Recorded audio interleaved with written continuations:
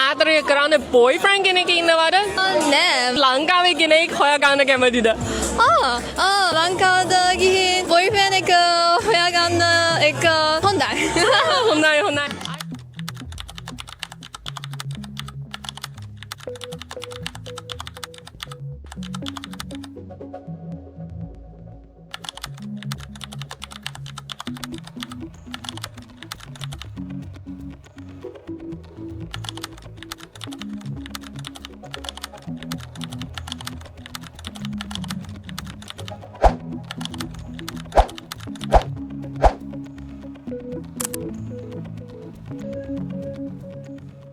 අපේ attention එක ග්‍රහණය කරගත හැකි influence operation එකක් තමයි මේ කරගෙන යන්නේ. මේ වගේ influence operation එකක් ලංකාවේ ඉතිහාසයේ තිබිලා නැහැ. වර්තමානයේත් නැහැ. ඉතින් චීනය විතරයි රටක් හැටියට මේ වගේ IO ව්‍යාපෘතියක් කරගෙන ගිහිල්ලා තියෙන්නේ කරගෙන යන්නේ. සිංහල කතා කරන social media followers ලා තමයි ඒගොල්ලන් වැඩියෙන්ම අතට target කරලා තියෙන්නේ. ඒගොල්ලන් පාවිච්චි කරනවා influencers ලා. ඒගොල්ලන්ට තියෙනවා ගිණුම් 4-5ක්. ඒ account register වෙලා තියෙන්නේ බලු බැලමටම ලස්සන Chinese ගැහණු කට්ටිය. ඒගොල්ලන්ට සිංහල හරිම හොඳට පුළුවන්. මට වැඩිය සමහරක් වෙලාවට හොඳට පුළුවන් කතා කරන්න විශේෂයෙන්ම ලියන්න. ඒගොල්ලන් හරහා තමයි දෛනිකව චීනයේ ඉදිරිපත් කිරීමක් ලංකාවේ social media audience එකකට දියත් කරන්නේ. පැහැදිලිවම මට හිතන දෙයක් තමයි ඒ සමාජ මාධ්‍ය භාවිතාව කියලා කියන්නේ රාජ්‍ය බල ව්‍යාප්තිය කොටසක්.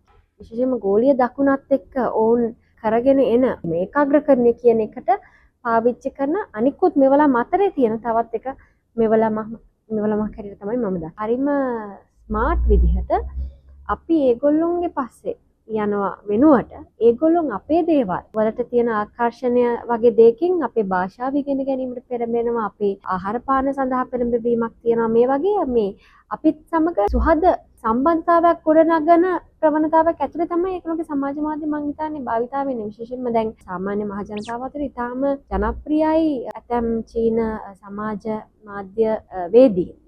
ඔවුන්ට සිංහල නමක් තියෙනවා, ඔවුන් සිංහලෙන් කතා කරනවා. ඒතර ඒ අදහසින් මම හිතනවා ඇත්තටම සමාජ මාධ්‍ය භාවිතාවය උපාය මාර්ගික විදිහට භාවිතා කරනවා. ඒක ලංකාව විතරක් නෙමෙයි. එහෙම ගෝලීය දකුණේ චීනීය සාමාන්‍ය සමාජයත් එක්ක එකතු වෙන්න ඒගොල්ලන්ට භාවිතා කරන්න පුළුවන් ස්මාර්ට්ම මේවලම් පාවිච්චි කරනවා. ඉතින් ඒක මම හිතනවා අපිට දකින්න පුළුවන් ගෝලීය දකුණ තුලම චීනීය සමාජ මාධ්‍ය භාවිතාව තියෙනවා.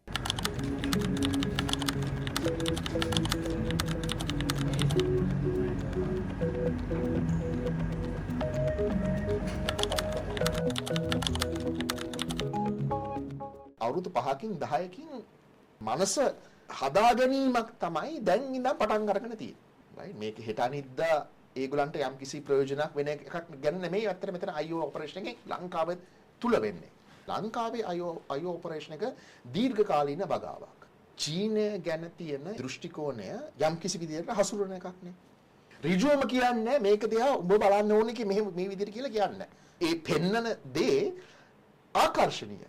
ඒ කතිකාවේ නැහැ අනිත් සියලු ප්‍රශ්න විචාරාත්මක විදිහට ඇසීමේ හැකියාව අවම කරනවා.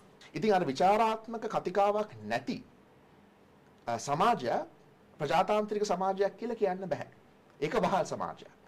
සමාජ මාධ්‍ය කියන එක අපි සාමාන්‍ය අර්ථයෙන් ගත්තොත් වඩා ප්‍රජාතන්ත්‍රවාදී තලයක් හැටියටනේ අපි දකින්නේ. නමුත් අපි චීනයේ ආකෘතිය බැලුවොත් චීනයේ සමාජ මාධ්‍ය ඒ රට ඇතුලේ ඒ විදිහට ක්‍රියාත්මක වෙනවා කියලා අපිට උපකල්පනය කරන්න බැහැනේ. නමුත් අපේ වගේ රටවල් වලට ආවහම ඔවුන් මෙවලම පාවිච්චි කරනවා වඩා ප්‍රජාතන්ත්‍රවාදීයි හැඟෙන විදිහේ ගනුදෙනුවක් ඇති කරගන්න.